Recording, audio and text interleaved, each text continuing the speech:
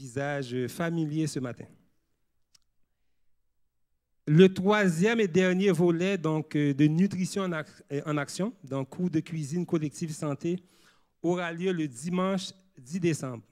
Ne manquez pas d'y participer pour apprendre à cuisiner quelques nouveaux plats végétariens santé et repartir avec plusieurs portions pour la semaine. Dès maintenant, vous pouvez vous inscrire auprès de Clifford ou de Racha. À 11h, il va y avoir des classes pour les enfants. Donc, on vous invite à diriger les enfants vers leur classe à partir de 11h. Et tout de suite après le culte, ici dans la salle, de 12h30 jusqu'à 13h, nous allons avoir une réunion de prière avec le groupe des sentinelles de prière du centre. Il est écrit, si vous voulez passer un petit moment dans la prière, si vous avez des requêtes à adresser à Dieu, on vous invite à être des nôtres pour ce moment spécial de prière. Si vous avez un cellulaire ou tout autre appareil qui peut sonner et divertir, on vous invite, s'il vous plaît, à le fermer. On n'aimerait pas être dérangé pendant le culte. Aujourd'hui, le culte sera animé par notre amie Anne-Claire Ballet-Ceballos et la prédication sera apportée par France Béchard. Donc, on vous invite à rester un petit moment dans un esprit de prière juste avant le moment de louange. Passez un bon sabbat. Que Dieu vous bénisse.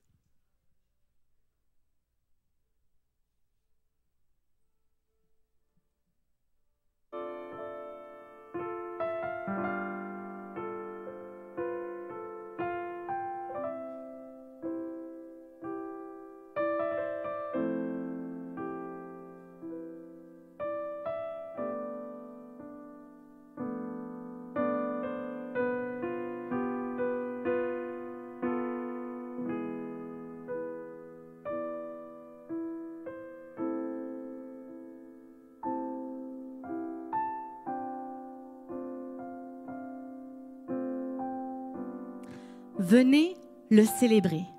Son grand amour, venez le chanter. Le Fils de Dieu est venu donner la vie. N'est-ce pas pour cela que nous sommes reconnaissants ce matin? Pour le don de Jésus-Christ, pour sa mort sur la croix, afin que nous puissions avoir la vie éternelle en lui. Si aujourd'hui, vous êtes reconnaissant et vous voulez dire merci à Jésus pour ce cadeau de la grâce, alors je veux vous inviter à vous lever pour le louer et nous allons chanter ensemble. Venez le célébrer.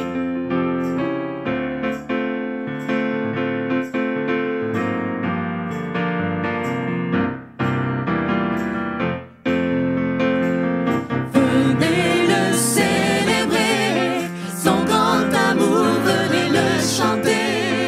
Le Fils de Dieu est venu donner la vie. Nous te fêtons, ô roi, car tu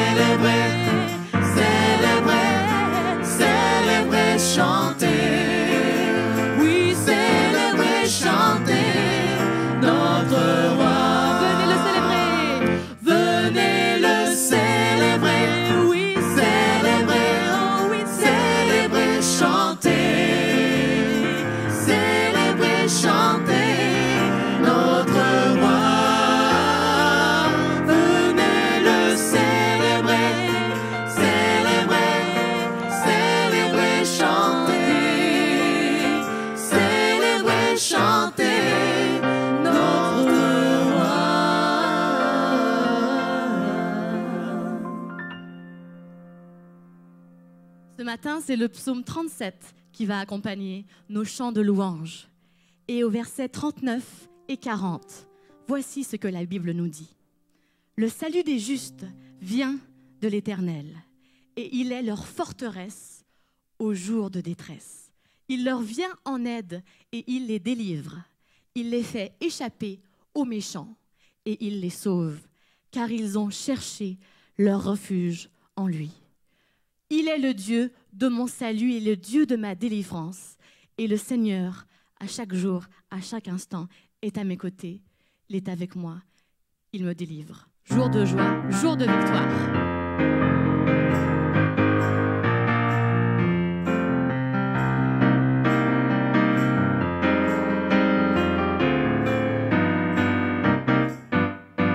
Jour de joie, jour de victoire, il est dans sa main d'en haut, me retire des grandes eaux, il me saisit, il me délivre, l'Éternel est mon appui, devant tous mes ennemis, Dieu se lève avec éclat, et il marche devant moi.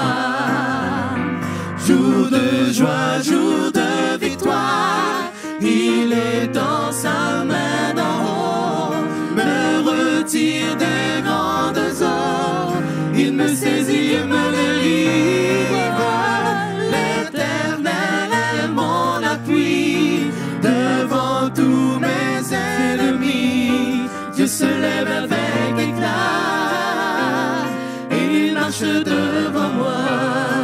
Il est le Dieu de mon salut, il est le Dieu de ma délivrance, un Dieu d'amour, un Dieu d'espérance, alléluia, alléluia, il est le Dieu de mon salut, il est le Dieu de ma délivrance, un Dieu d'amour, un Dieu d'espérance, alléluia. Alléluia, Alléluia, Alléluia, Alléluia, Alléluia.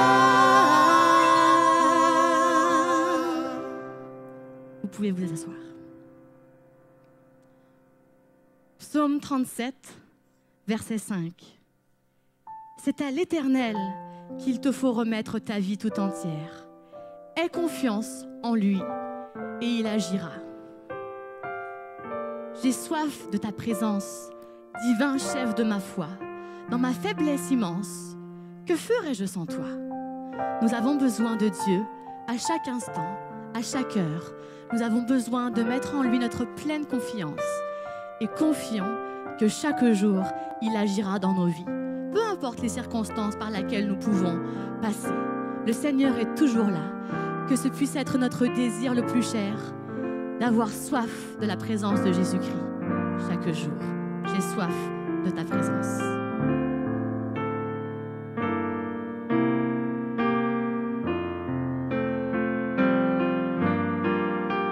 J'ai soif de ta présence, divin chef de ma foi. Dans ma faiblesse immense, que ferais-je sans toi?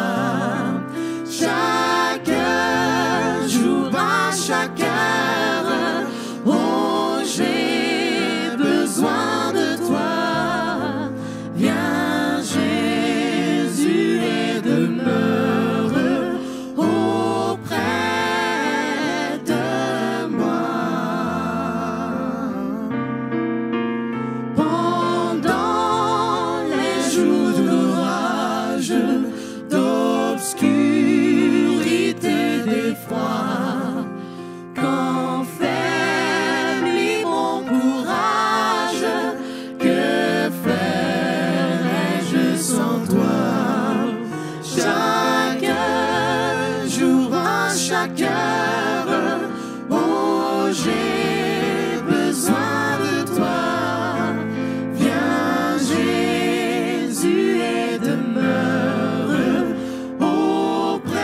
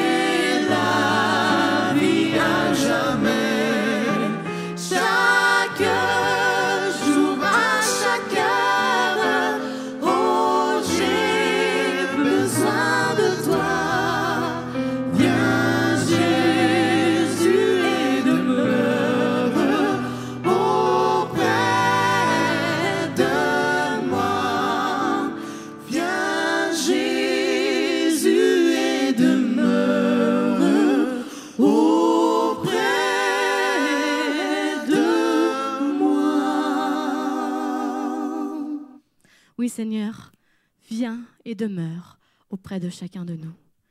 Nous demandons ta présence ce matin dans notre esprit, dans nos cœurs, dans nos vies. Que tu puisses être à la première place, que nous puissions avoir soif de toi, que nous puissions te rechercher chaque jour, chaque matin, afin que notre communion avec toi soit toujours plus étroite, plus authentique, plus près de toi, Seigneur. Nous voulons être. Fais de nous, Seigneur, des personnes qui te cherchent, qui t'aiment et qui veulent aussi attirer d'autres à toi, afin que tous puissent te connaître et que nous puissions avoir la paix, la joie, l'amour dans notre cœur, malgré les circonstances de la vie, malgré peut-être les épreuves et moments difficiles par lesquels nous pouvons passer. Nous avons soif de ta présence. Manifeste-toi aujourd'hui dans nos vies. Amen. Le Seigneur fait de grandes choses dans nos vies et aussi dans la région de Montréal et dans les régions partout dans le Québec.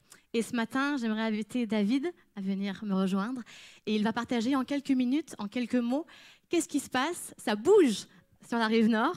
Alors il va nous partager ce que Dieu fait pour nous. Merci. Bonjour à tous. Et c'est un plaisir d'être avec vous ce matin. J'ai quelques minutes pour vous parler du projet d'implantation d'église sur la rive nord de Montréal et plus et spécifiquement à Terrebonne. Et je suis content de vous partager de ce que l'Éternel a fait pour nous dans cette année 2017. Alors, vous voyez la photo sur l'écran. Ça, c'est un des premières rencontres, si je ne me trompe pas, c'était en février ou janvier. Pardon, novembre 2016. Novembre 2016, c'était dans la maison d'un ami qui nous a reçus. Et nous avons commencé à nous rencontrer une fois par mois. Et après, 2 fois par mois, 3 fois par mois. Et à partir d'août 2017, 4 fois par mois. Alors, vous voyez les photos du groupe à Terrebonne. Et notre zone de travail, c'est à partir de Sainte-Marthe sur les lacs jusqu'à Repentigny et aussi toutes les villes qui sont aux alentours de l'autoroute 640 et au nord et aussi. Alors, une question. Est-ce que vous voudriez connaître les personnes qui font partie du groupe Rive Nord? Oui? Bon, alors, je vais inviter toutes les personnes qui font partie du groupe Rive Nord qui sont ici ce matin à venir devant, sur l'estrade. Oui. Venez. Venez. Alors, nous avons Luis,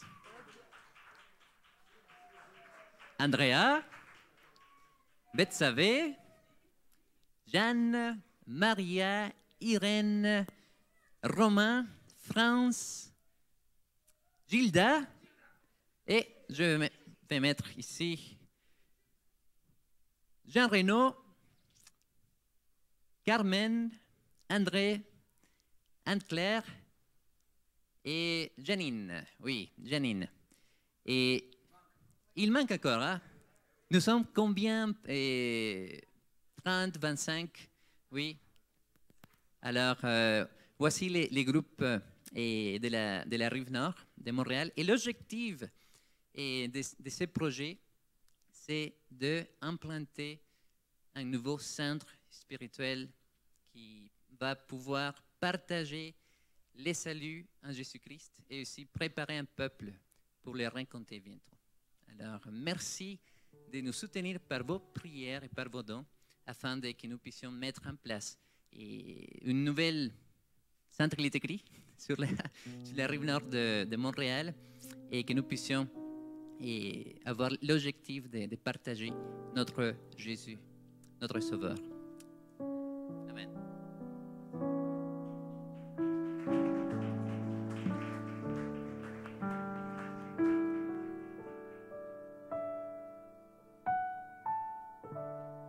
Alors voilà, nous prions que beaucoup d'hommes et de femmes à travers le Québec puissent entendre parler de Jésus, de la bonne nouvelle.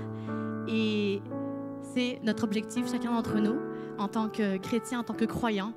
Nous voulons partager cette joie que nous avons de connaître Jésus au plus grand nombre, puisque nous savons que c'est seulement en Jésus qu'on peut avoir la paix et le bonheur véritable. Psaume 37, versets 3 et 4. Mets en l'Éternel toute ta confiance. Fais ce qui est bien. Et dans le pays, tu demeureras et tu jouiras de bons pâturages en sécurité. En Dieu, mets ta joie et il comblera les vœux de ton cœur. J'invite maintenant les responsables à recueillir les dîmes et les offrandes, à s'approcher. Et nous allons chanter ce chant qui dit « Chaque instant de chaque jour qui passe, en Jésus, je peux me confier. »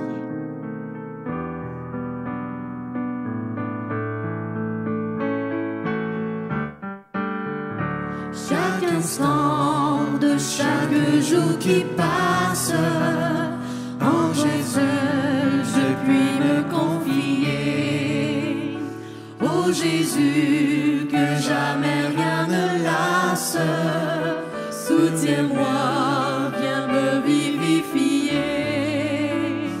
Aide-moi à n'avoir confiance qu'en toi seul, mon maître, mon Seigneur. Tu connais toutes mes défaillances, mon salut est seul en ta faveur.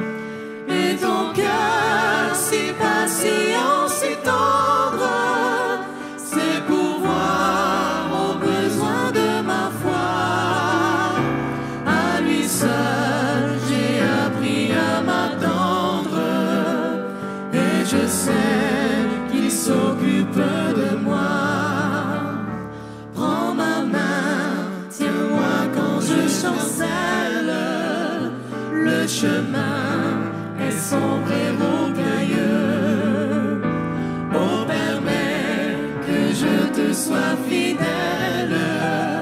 Conduis-moi jusqu'au séjour des cieux. Et son cœur si patient, si tendre, c'est pour voir aux besoins de ma foi. À lui seul, j'ai appris à m'attendre, et je sais qu'il s'occupe de moi. Et son cœur si patient, si tendre, c'est pour voir aux besoins de ma foi. À lui seul, j'ai appris à m'attendre, et je sais qu'il s'occupe de moi. Oui, je sais qu'il s'occupe de moi. Oui Seigneur, merci de t'occuper de nous à chaque instant. Merci aussi de bénir ces dîmes et ces offrandes, qu'elles puissent contribuer à l'avancement de ton œuvre. Au nom de Jésus. Amen.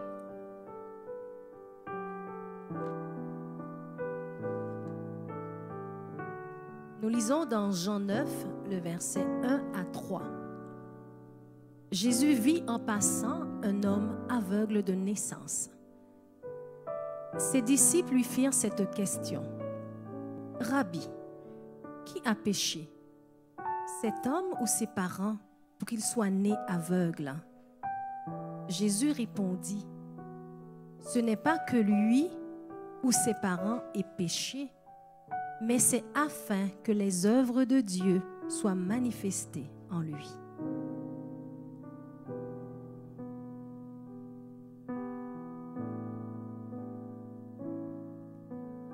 Après avoir dit cela, il cracha à terre. Il fit de la boue avec la salive. Puis, il appliqua cette boue sur les yeux de l'aveugle et lui dit, « Va et lave-toi au réservoir de Siloé. » Il y alla, se lava et s'en retourna voyant clair. versets 24, 25. Les pharisiens l'appelèrent une seconde fois l'homme qui avait été aveugle. Ils lui dirent, « Donnez gloire à Dieu. Nous savons que cet homme, Jésus, est un pécheur. » Il répondit, « S'il est un pécheur, je ne sais. Je sais une chose, c'est que j'étais aveugle et que maintenant je vois. » Versets 29 à 33. Nous savons que Dieu a parlé à Moïse, mais celui-ci, nous ne savons d'où il est. Cet homme, l'aveugle guéri, leur répondit, « Il est étonnant que vous ne sachiez d'où il est, et cependant il m'a ouvert les yeux. Nous savons que Dieu n'exauce point les pécheurs, mais si quelqu'un l'honore et fait sa volonté, c'est celui-là qui l'exauce. Jamais on n'a entendu dire que quelqu'un ait ouvert les yeux d'un aveugle né. Si cet homme ne venait pas de Dieu, il ne pourrait rien faire. »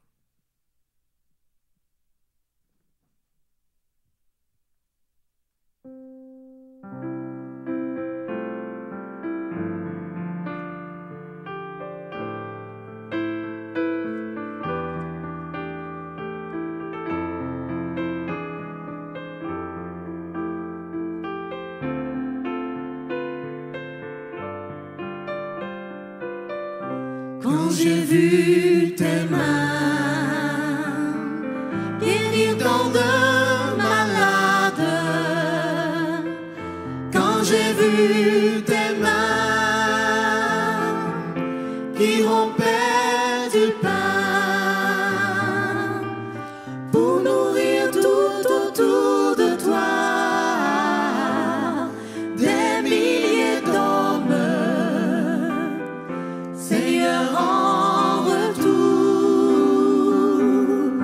reçois mon amour.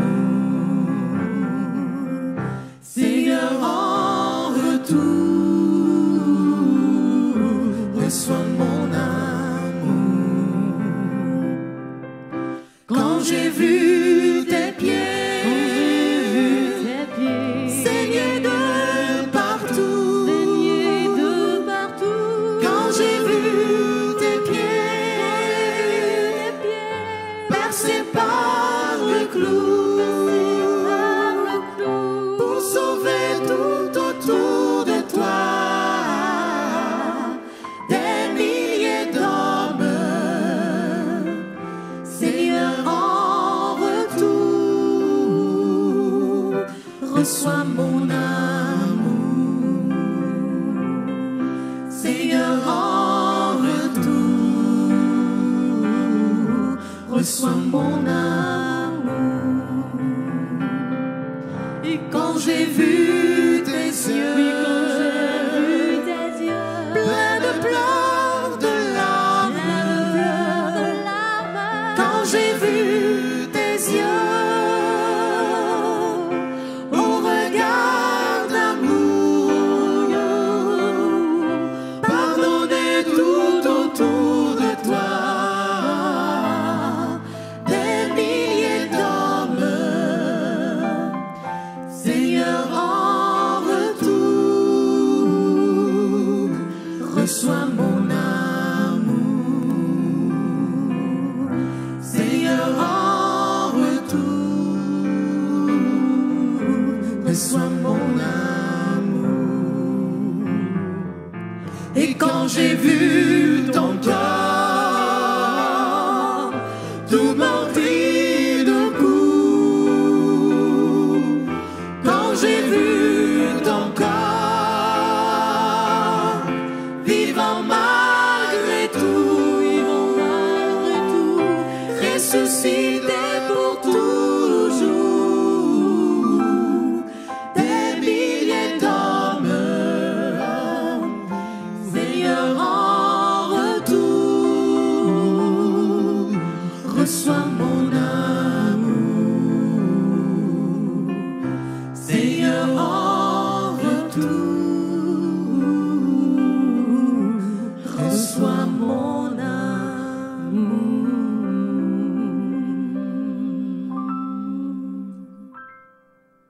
Amen.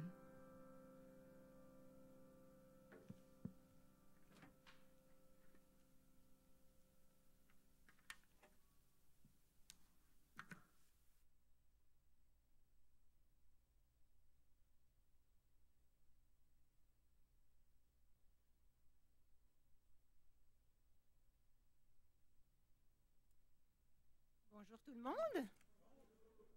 Bon sabbat. Bon matin. J'espère que vous allez bien. J'espère que vous me croyez si je vous dis que mon cœur bat. Vous savez, j'ai l'habitude d'être ici, mais au 2e étage. Pour ceux qui ne le savent pas, je travaille avec Il est écrit multimédia et en tant que secrétaire, puis en tant que collaboratrice aussi auprès des auditeurs d'Il est écrit. Donc, je travaille beaucoup avec Sylvain. Et c'est vraiment un plaisir, un privilège pour moi de travailler là parce qu'il est écrit, dans mon cœur à moi, ça a vraiment une place particulière. Donc, je suis venue à Christ à travers Il est écrit. En 2003, en fait même 2002, je dirais. Puis, j'ai toujours aimé le ministère d'Il est écrit, j'ai toujours cru à Il est écrit. Et là, j'ai les 2 pieds dedans et je peux vous dire que j'y crois encore plus. Parce que là, je parle aux auditeurs, je vois l'effet bénéfique dans la vie des gens de l'émission. C'est vraiment un beau ministère qu'il faut soutenir. Alors, je veux vous saluer individuellement, puis je veux aussi faire une salutation spéciale ce matin. Parce que vous savez qu'on est plus nombreux que ce que nous sommes réellement dans cette salle, parce que grâce à votre merveilleuse idée de pouvoir diffuser sur Internet en direct, j'ai été une des bénéficiaires de ce service-là parce qu'à l'occasion, quand j'étais à la maison, soit malade ou quand le groupe de Terrebonne ne se réunissait pas, eh bien, mon mari et moi, avec un groupe d'amis, on regardait Il est écrit en direct via Internet. Et je sais qu'il y a des gens à la maison qui nous regardent. Donc, je veux regarder la caméra et dire aux gens qui nous regardent bienvenue parmi nous. Et je salue en particulier mon petit groupe accueil. J'ai fait partie du groupe accueil, un petit groupe de maison de Saint-Jérôme pendant quand même quelques années. Je sais que ce matin, ils sont tous réunis chez un des membres pour écouter le culte. Alors, je les salue. Et je salue Renée, ma petite sœur, si elle est là, puis peut-être Jeannot et Carole aussi. Fait que voilà, je vous salue tout le monde, puis merci d'être là ce matin. Alors, avant de commencer, si vous voulez bien, j'aimerais vraiment ça qu'on prenne le temps pour prier.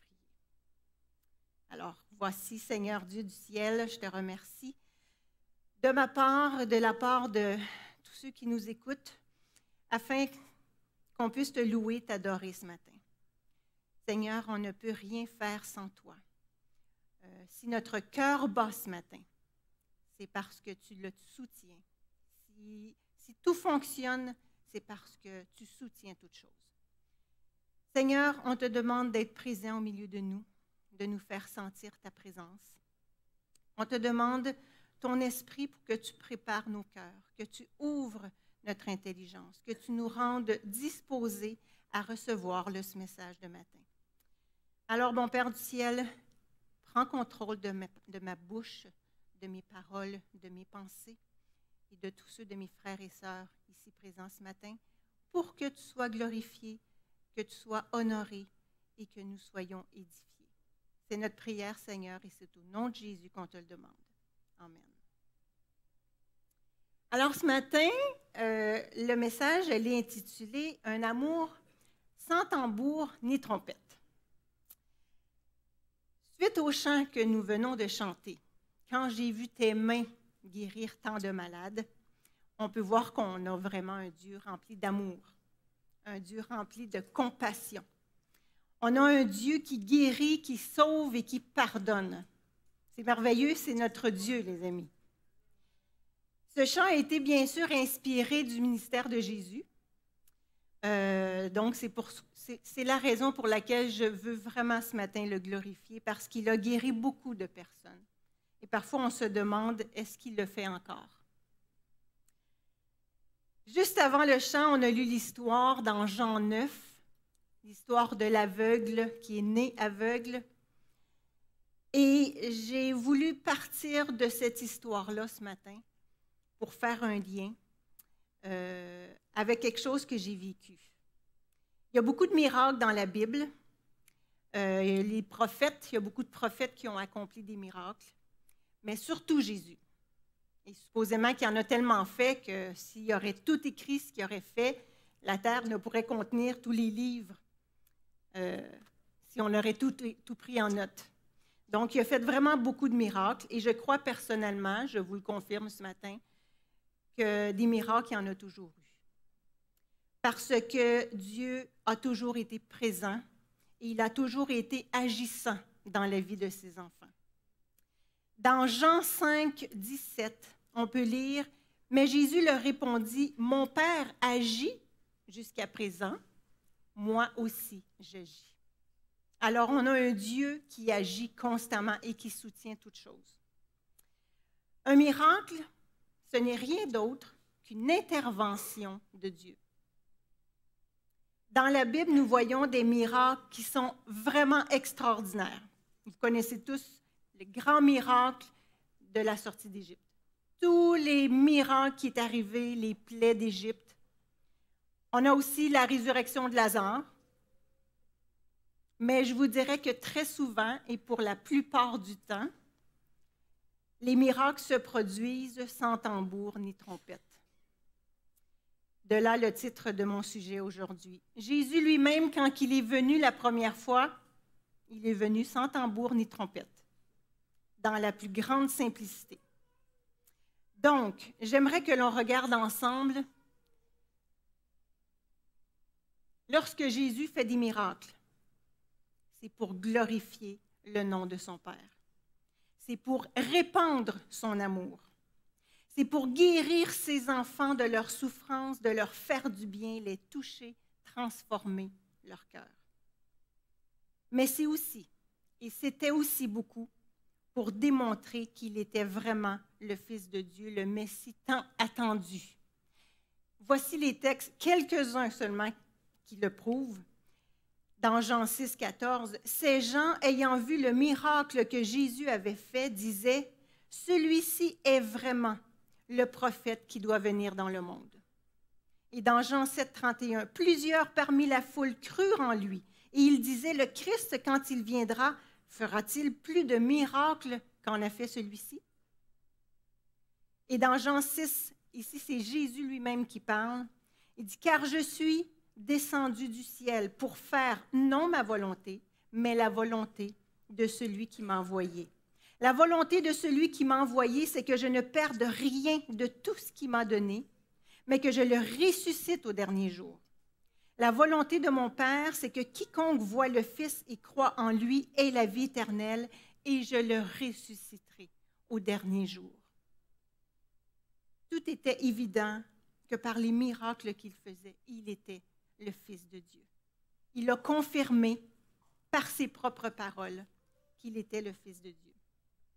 Donc aujourd'hui, ce que je veux faire, c'est que je veux vous partager mon témoignage. Je me suis amusée en fait à faire des liens avec le texte de Jean 9. L'histoire de l'aveugle-né. Pourquoi? Pas parce que je suis née aveugle comme lui, n'ayez crainte, je suis née avec mes deux yeux qui fonctionnaient très bien. Cependant, j'ai vécu une expérience où Dieu m'a vraiment guérie, délivrée de quelque chose que je souffrais depuis des années. Donc, je vais juste vous inviter, quand vous serez à la maison, lisez le chapitre en entier. Et si vous voulez, aujourd'hui, ouvrez votre Bible au chapitre 9. Nous allons nous arrêter à quelques points. Ce que j'ai voulu faire, c'est que j'ai voulu m'arrêter à 4 points, en fait, de l'histoire de l'aveugle-né, et je vais faire un lien avec mon histoire à moi, et je souhaite qu'à travers ça, ça puisse vous rester dans l'esprit et que ça puisse vous encourager et vous édifier. Donc, le premier point, si on le lit dans le verset 1, « Jésus vit, en passant, un homme aveugle de naissance. » Ça a l'air de rien, mais les 2 premiers mots sont très importants. Jésus vit. C'est lui qui voit.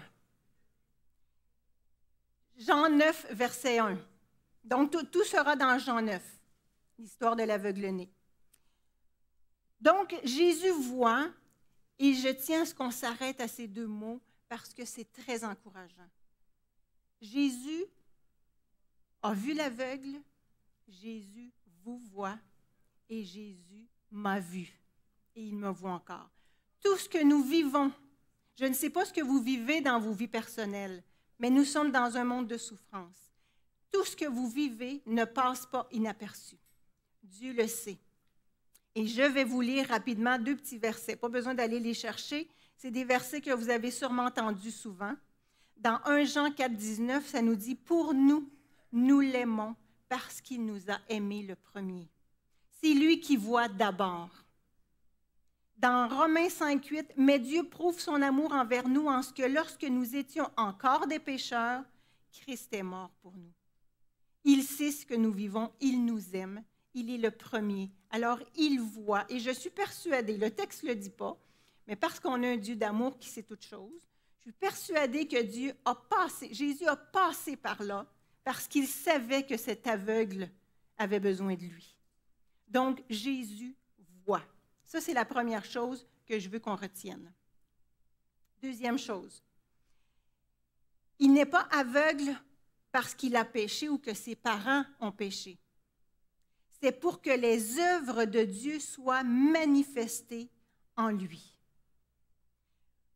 C'est sûr que le mal ne vient pas de Dieu, mais Dieu peut se servir de ça pour glorifier son nom dans le but d'attirer les hommes à lui.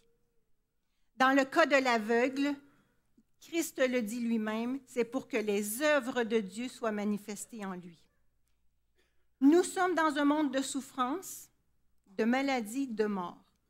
C'est sûr que nous pouvons être nous-mêmes la cause de notre souffrance, de notre maladie, on s'entend, dépendant comment nous vivons, ce que nous mangeons, ce que nous buvons. Mais il reste qu'en général, nous vivons sur une planète affectée par le mal. Ne soyons pas comme les amis de Job, pensant qu'un autre ami qui souffre, c'est parce qu'il a péché, il a commis un péché spécifique et que Dieu le punit. La pensée de Dieu, non, je dirais plutôt, notre pensée à nous n'est pas celle de Dieu. Ne jugeons pas. Nous sommes tous atteints par le mal. J'ai été atteint par le mal. Oui, c'est sûr, je vous le dis, je suis pécheresse comme vous. Je ne suis pas parfaite. Mais je ne crois pas que le mal que j'ai vécu était dû à un péché spécifique. Donc, Dieu a manifesté son œuvre d'amour, de compassion à travers moi, et c'est pour ça que je vais vous le partager ce matin, pour pouvoir le glorifier, pour que les paroles de Jésus puissent se réaliser. Autre point, le 3e sur 4, le passage où Jésus dit à l'aveugle, « Va, lave-toi au réservoir de Siloé », qui signifie « envoyer ». Il y alla, se lava et s'en retourna, voyant clair. Ici, Jésus a fait de la boue qu'il a appliquée sur ses yeux. On s'entend que ses yeux sont sales. Je voudrais faire un lien spirituel ici, bien important. Jésus lui dit quoi faire. Il lui dit, va au réservoir de Siloé et lave-toi. En d'autres mots, spirituellement, Siloé veut dire envoyer. Va vers l'envoyé de Dieu afin qu'il te lave. Lorsque Jésus a lavé les pieds de ses disciples au moment de la Sainte Seine, Pierre ne voulait pas que Jésus lui lave les pieds. Pierre lui dit, non, non, non, jamais tu ne me laveras les pieds. Mais Jésus lui répondit, si je ne te lave, tu n'auras point de part avec moi. Donc, je vois ici vraiment que nous sommes tous sales.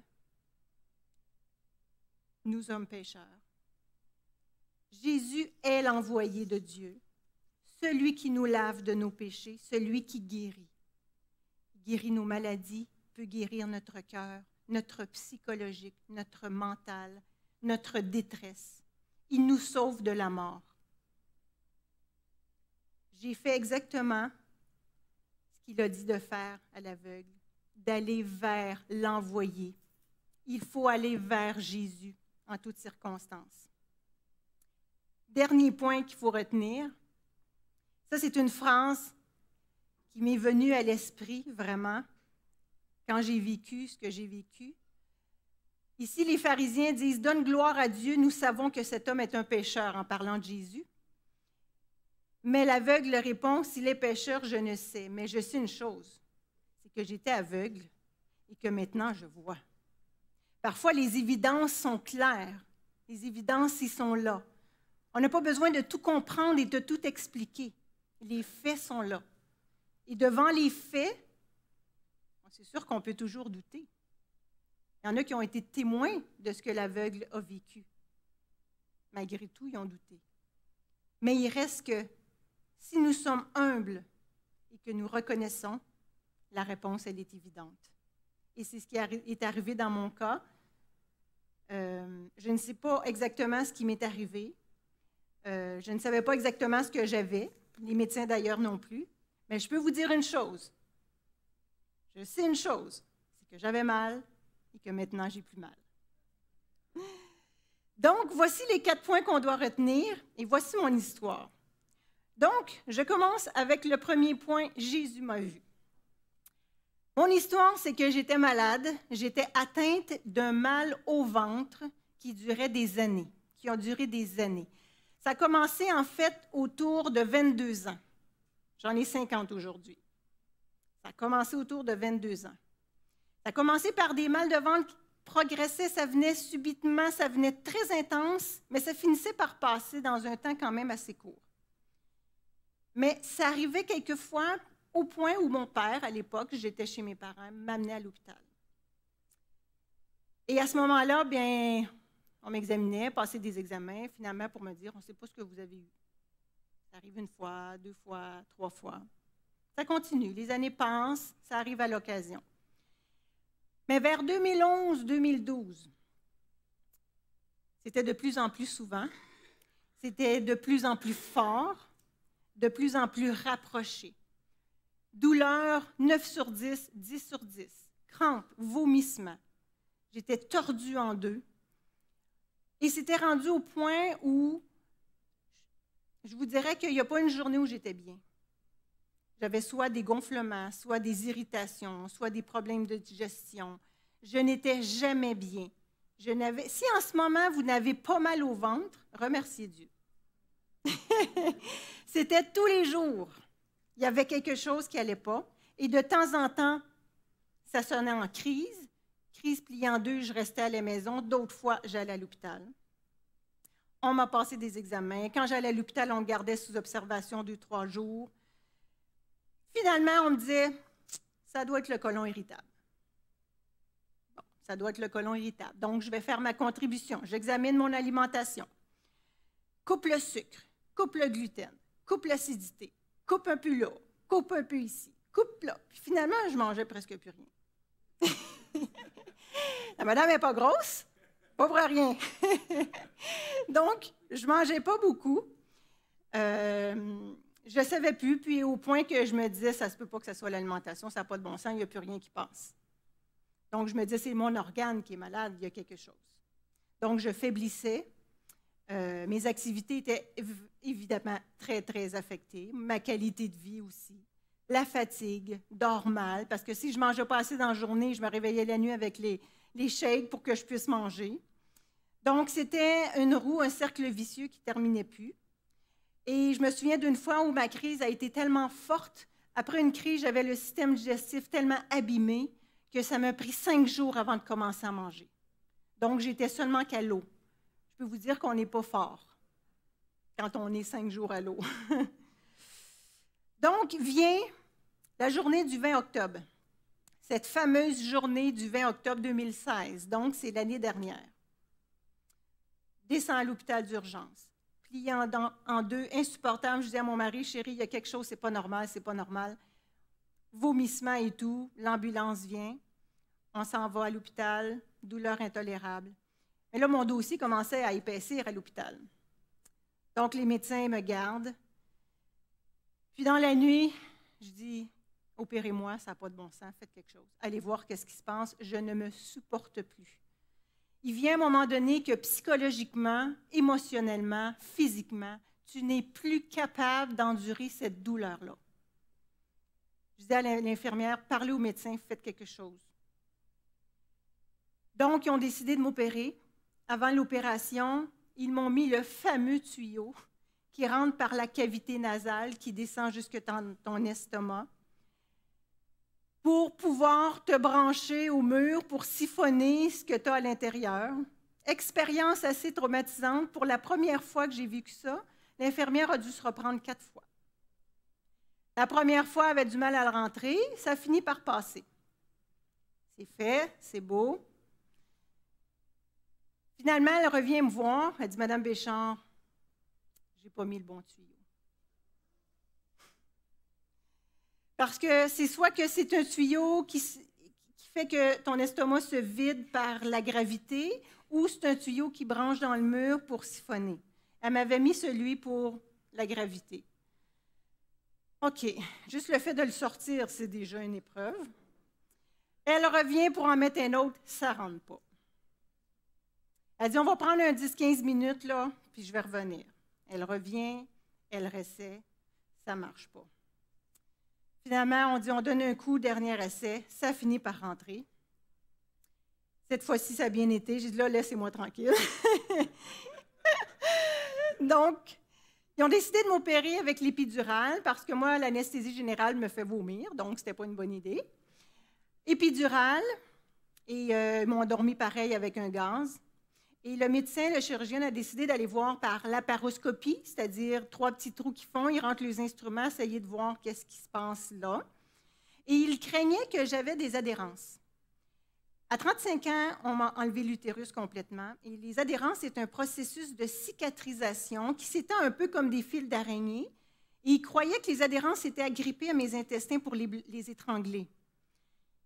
Mais avec la laparoscopie, ils n'ont rien vu. Elle a décidé d'ouvrir. C'était une dame, la chirurgienne, donc elle m'ouvre, sort tous les intestins, déroule tout ça, palpe tout ça, rentre tout ça, essaie de tout fermer. Elle a eu du mal à me refermer parce que c'est un peu comme une boîte quand on achète quelque chose. On le sort de la boîte, quand tu veux le remettre dedans, ça ne rentre plus. Donc, ils ont eu du mal, elle me l'a dit, la chirurgienne. Elle a dit, vous êtes petite, puis ils ont eu du mal, ils m'ont mis un fil permanent, donc j'ai un fil permanent à l'intérieur. Ils ont fini par terminer, je retourne à ma chambre à 6 heures du matin. La chirurgienne passe un peu plus tard pour me dire, ça a bien été, vous aviez des adhérences, mais pas tant que ça, puis finalement, je ne suis pas sûre qu'on a réglé votre problème. OK. Donc, j'ai été sur l'épidurale 3 jours. Quand tu es sur l'épidurale, tes intestins cessent de fonctionner. Les intestins ne repartaient pas, mais eux m'ont donné des repas liquides. Au bout de 3-4 jours, quand ça ne descend pas, ça reste là.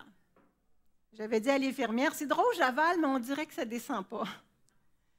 Eh bien oui, au bout de 3-4 jours, tout a ressorti. 1900 millilitres de liquide comme ça. Les infirmières, la panique, parce que ça sortait et ça sortait. Pardon, c'est pas très agréable à raconter, là. Désolée pour l'image. C'était juste du liquide.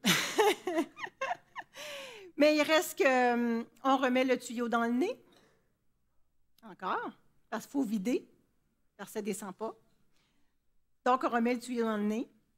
Et j'avais beau, il fallait que je marche et que je marche et que je marche. Mais quand tu viens d'être ouvert, on s'entend qu'on ne marche pas le marathon. Alors, les journées passent, je suis encore à l'hôpital, ça ne part pas. Donc, première intervention de Dieu. Je suis dans mon lit d'hôpital, il est à peu près minuit, j'ai les 2 mains sur mon ventre et je parle à Dieu.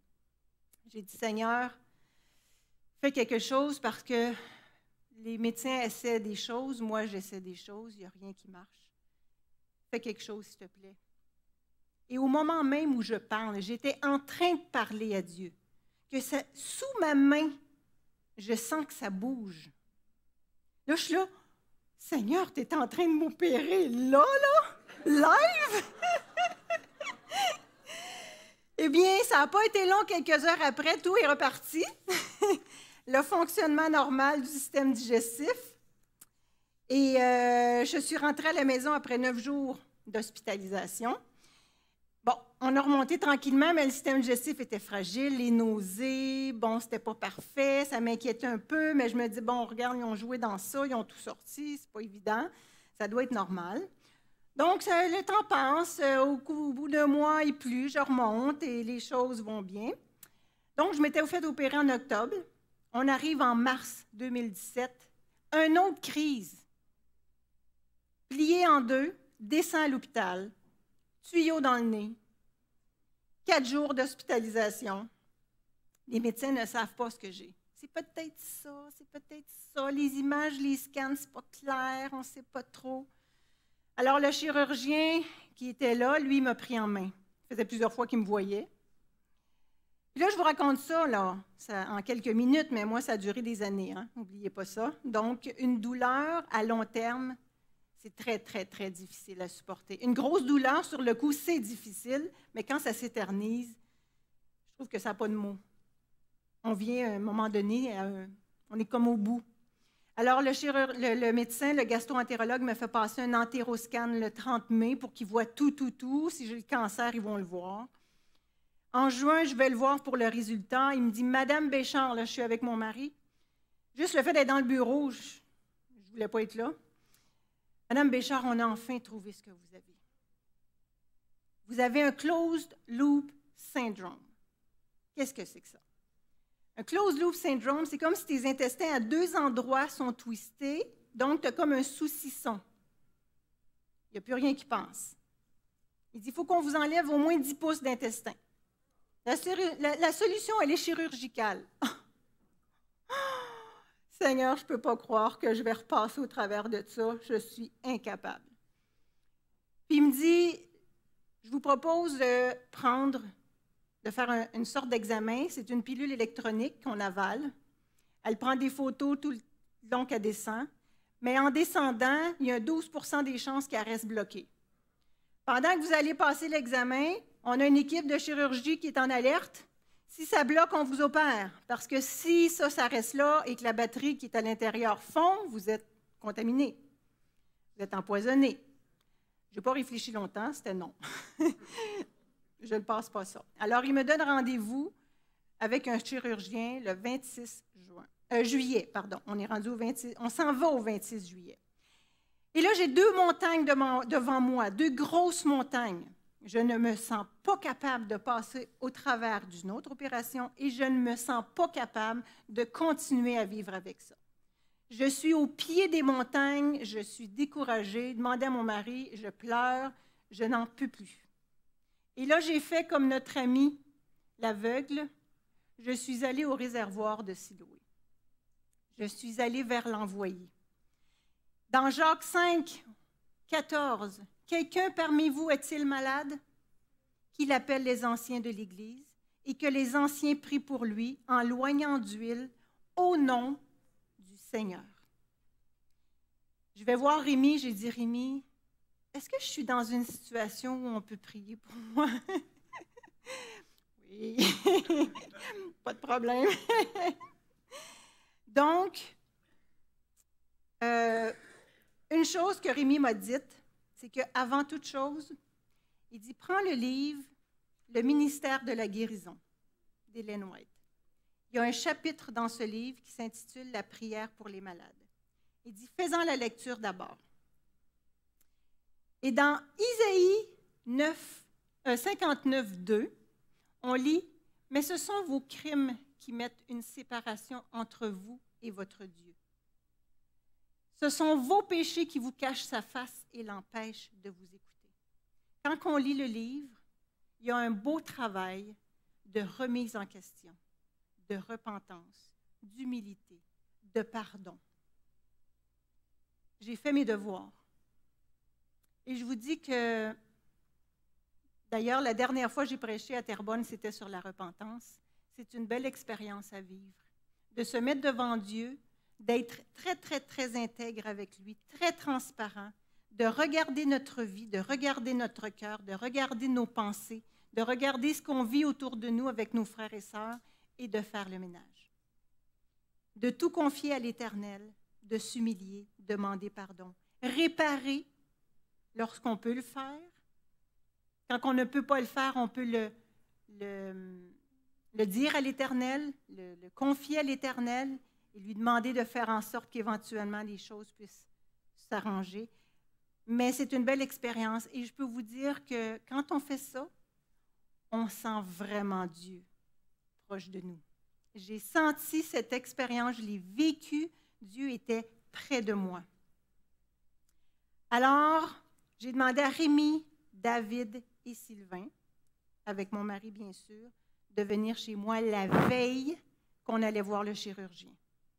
Donc, le 25. Et c'est particulier parce qu'aujourd'hui, on est le 25 novembre. Ça, c'est quelque chose que j'ai réalisé cette semaine. Donc, ils sont venus à la maison, j'ai partagé ce que je vivais, on a chanté, on a prié. Et Rémi nous a bien dit, on n'ordonne pas à Dieu quoi faire. On ne lui donne pas un ordre. On ne lui dit pas quoi faire. On lui demande d'intervenir. On le laisse décider, on doit se soumettre et lui faire confiance. Il ne se trompe jamais. Donc, nous avons fait la prière, imposition des mains et onction d'huile. Et ici, je tiens à préciser, quand j'ai lu tantôt qu'on appelle les anciens de l'Église, il ne faut pas oublier que les anciens de l'Église et le pasteur sont les représentants de Dieu. Jésus étant absent physiquement, ils sont ses représentants. Lorsqu'ils prient, ils le font au nom du Seigneur Jésus. C'est comme s'il était là, ils le font en son nom. Et l'huile qui est déversée sur notre tête, je peux vous dire, pour l'avoir vécu, que le symbole que Dieu a choisi est extraordinaire. Tout ce que Dieu fait est extraordinaire. Tu sens descendre ça sur ta tête tellement doucement, c'est à peine perceptible, et ça donne une idée de comment Dieu travaille. Il travaille doucement, dans la douceur.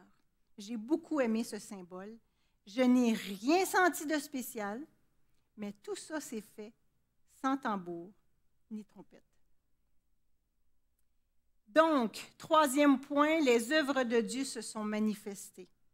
En moi, il a agi dans mon corps, dans mon être tout entier, dans les circonstances et dans le temps.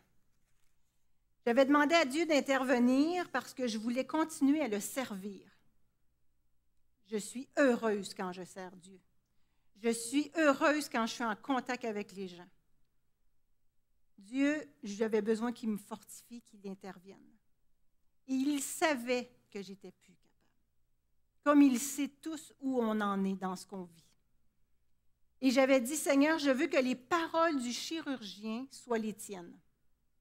Donc, le lendemain, on va chez le chirurgien. Je vois le scan. Et le chirurgien, c'est un chirurgien que le gastro-entérologue m'avait référé, qui était supposément expert dans les cas rares. Donc, je voyais quelque chose. Il dit, effectivement, votre intestin est dilaté. Mais il dit, Madame Béchard, si vous auriez ça, là, un closed loop syndrome, vous seriez morte. Vous ne seriez pas devant moi. Il dit, je ne sais pas ce que vous avez, mais il dit une chose est sûre, c'est que moi, je veux que ce soit votre chirurgienne qui vous voit, parce que c'est elle qui a ouvert et qui a tout vu, votre intérieur. Moi, je ne vous opère pas. Il me donne rendez-vous pour 2 semaines plus tard, 7 août, je vais voir ma chirurgienne. Elle me dit la même chose. Madame Béchard, si vous auriez ça, vous ne seriez pas là. Elle dit, on ne soigne pas des images, on soigne des humains. Elle dit, je ne sais pas ce que vous avez. Mais ce que j'ai vu, moi, c'est sûr que votre intestin est dilaté. C'est sûr qu'il y a quelque chose en dedans qui ne va pas. Mais la science ne sait pas tout, ne comprend pas tout. On a des limites. Moi, dans ma tête, à moi, c'est Dieu qui me parle. Donc, on est limité, mais une chose est sûre, c'est moi, je ne vous opère pas. Amen. Je sors de là, une montagne vient de s'effondrer. Je ne voulais pas être réopérée. On m'a dit 2 fois, non, je ne t'opère pas. Merci Seigneur, une montagne qui vient de tomber. Mais là, il en reste une autre. Je ne me sens pas plus capable de vivre avec ça pour le reste de mes jours. Les médecins ne savent pas ce que j'ai. Je mets ça entre les mains de Dieu. Et je dois ici vous dire que 3-4 jours après qu'on ait prié, j'étais dans la voiture avec mon mari, puis à un moment donné, j'ai dit, c'est drôle chérie, j'ai pas mal au ventre, j'ai rien. Mais ça fait juste 3-4 jours. Ça reste comme ça. On est confortable quand on n'a pas mal. Et aujourd'hui, on est le 25 novembre et je n'ai toujours rien. Gloire à Dieu. C'était tous les jours. Vraiment. Gloire à l'Éternel. C'est comme l'aveugle. Je ne peux pas vous expliquer. Je ne sais pas, mais je sais une chose, c'est que j'avais mal et que j'ai plus mal. Et tout ça s'est fait sans tambour ni trompette. Dans le texte de l'aveugle, j'aimerais qu'on lise versets 10 à 12 parce que je veux démontrer à quel point comment Dieu travaille. Jésus était très, très discret dans cette histoire. Parce qu'au tout début, on peut lire, ça c'est au début, c'est les pharisiens qui disent, ils lui dirent donc, comment tes yeux ont-ils été ouverts? Il répondit, l'homme qu'on appelle Jésus a fait de la boue, a oint mes yeux. Et n'oubliez pas qu'au moment où il a mis de la boue sur ses yeux, il est aveugle, donc il ne le voit pas. Il a oint mes yeux, il m'a dit, va au réservoir de Siloé et lave-toi. J'y suis allé, je me suis lavé et j'ai recouvré la vue. Ils lui dirent, où est cet homme? Il répondit, je ne sais. Jésus, il n'est pas là. Il ne cherche pas la gloire. Il n'a pas fait un grand spectacle. Il n'est pas là. Il l'a guéri, il est parti se laver, puis Jésus n'est plus là. Mais vers la fin de l'histoire, malgré le témoignage de ses parents, les pharisiens continuent à ne pas croire. Ils lui dirent, « tu es né tout entier dans le péché et tu nous enseignes. » Et ils le chassèrent.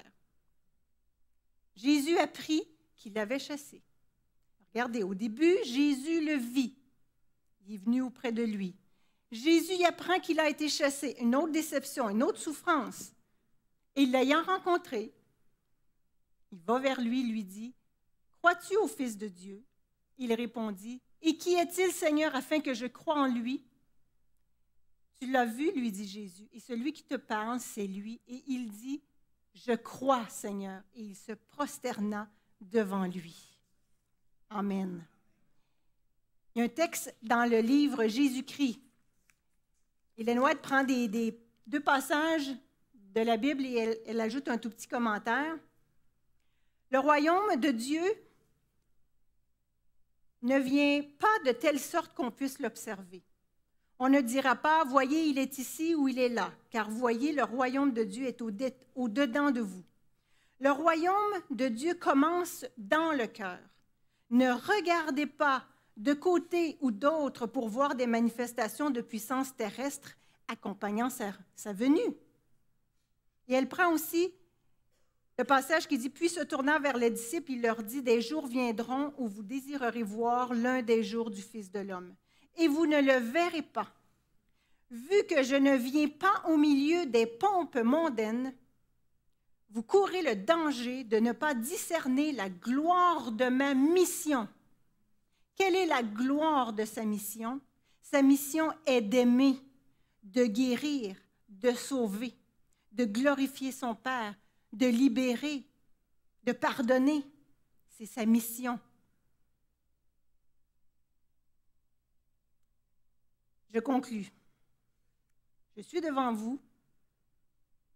Le témoin que vous avez ou les témoins que vous avez, mon mari est là le premier, il a vécu mon quotidien. Mes enfants, ma famille m'ont vu souffrir. Et les frères et sœurs de l'Église de Saint-Jérôme m'ont beaucoup vu souffrir aussi.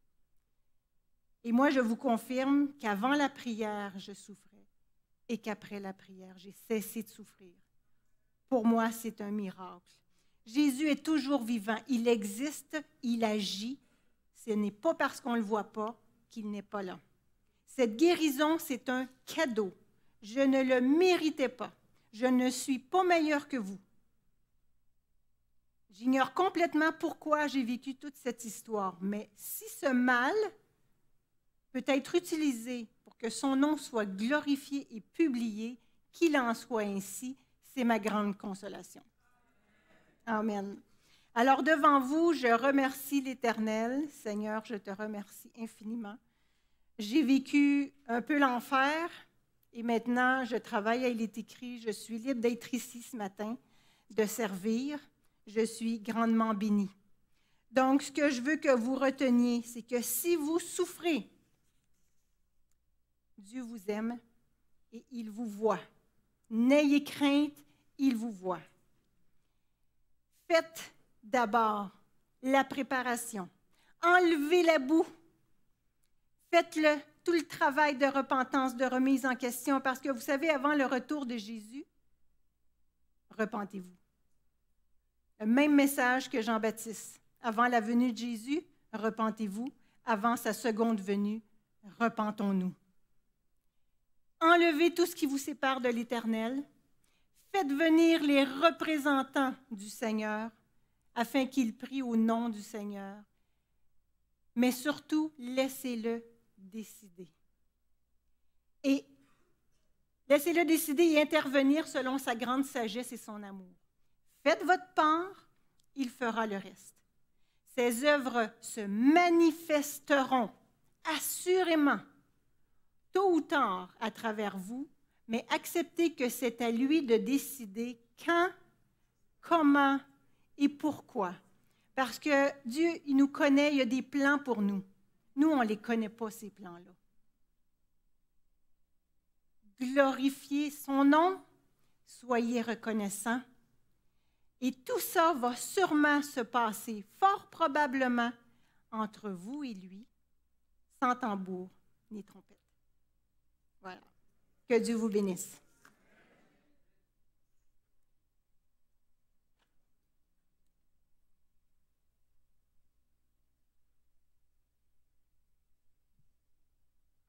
Merci France pour ce beau message et ce témoignage encourageant. Nous allons chanter « Mon seul abri, c'est toi ». Notre seul abri, c'est Jésus-Christ, c'est le grand médecin, c'est celui qui fait des miracles. Et lorsque nous passons par des épreuves où nous avons besoin de lui, nous pouvons nous appuyer sur notre seul abri, Jésus-Christ. Je vous invite à vous lever si vous voulez dire à Dieu qu'il est votre seul abri et que vous voulez vous confier en lui.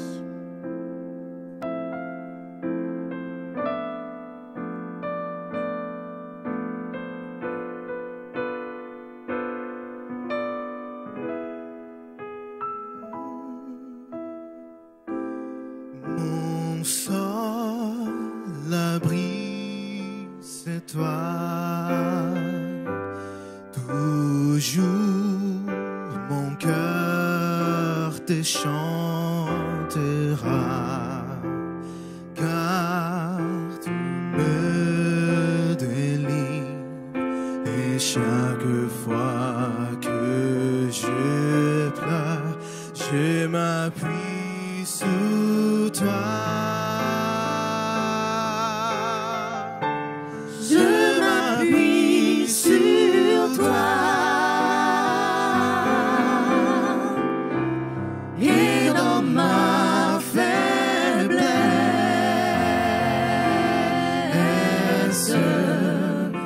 le Seigneur me rend fort. Mon seul abri. Mon seul abri, c'est toi. Toujours mon cœur te chantera, car tu me délivres.